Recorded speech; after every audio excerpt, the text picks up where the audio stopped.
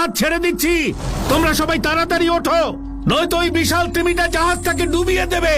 তাড়াতাড়ি তাড়াতাড়ি ওঠো সবাই। বন্ধু সব, তোমরা আগে ওঠো, সবাই ওঠো তাড়াতাড়ি, আমি যাচ্ছি, চলো। তুমিও এসো সিন্দবাদ, আমি গেলাম। হ্যাঁ, আমিও যাচ্ছি। তোমরা আগে গিয়ে জাহাজে ওঠো। দাঁড়াও, একটু দাঁড়াও, আমাকে ফেলে যেও না। দাঁড়াও, আমি তো একা রয়ে গেলাম, আমি মরে যাব। ক্যাপ্টেন, ক্যাপ্টেন, বন্ধু সব, আমাকে ফেলে যেও না।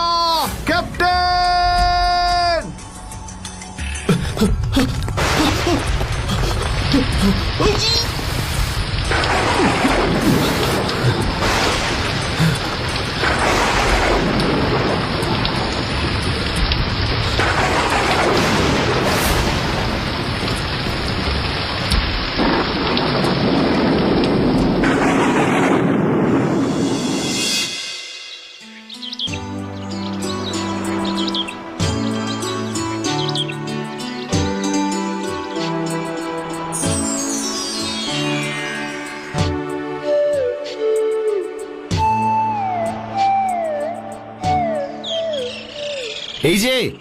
এই যে শুনছেন, দাঁড়ান দাঁড়ান বলছি, দাঁড়ান।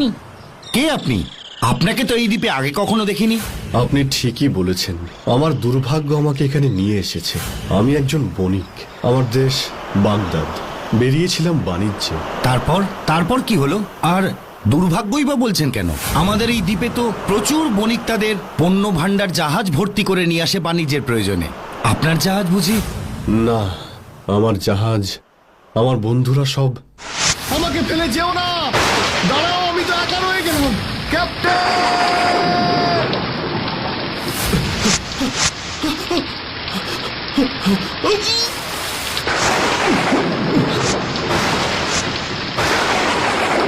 ও আল্লাহ, আসুন, আপনি আসুন আমার সঙ্গে।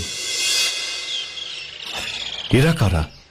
আমি আর এরা সবাই ঘোড়া ব্যবসায়ী। এই দ্বীপের ঘোড়া জগৎ বিখ্যাত, কারণ এই দ্বীপের ঘোড়ার গায়ে আছে সিন্ধু ঘটকের রক্ত। আমি কি পারবো আপনাদের সঙ্গে থাকতে? নিশ্চয়ই, কেন পারবেন না? আমাদের এই দ্বীপের সুলতান মির্জান খুবই ভালো মানুষ। তিনি নিশ্চয়ই আপনার অবস্থা বিবেচনা করবেন এবং এই দ্বীপে থাকবার অনুমতি দেবেন। আমাকে একটু জল খাওয়াবেন ভাই, আমার খুব তেষ্টা পেয়েছে। বসুন, আপনি বসুন এখানে। এই, আমাদের এই নতুন বন্ধুর জন্য খাওয়ার আর জলের ব্যবস্থা করো। এতগুলো বছর চলে গেল, আমার বাগদাদ থেকে একটা জাহাজও এলো না। সবই আমার কপাল। দেখি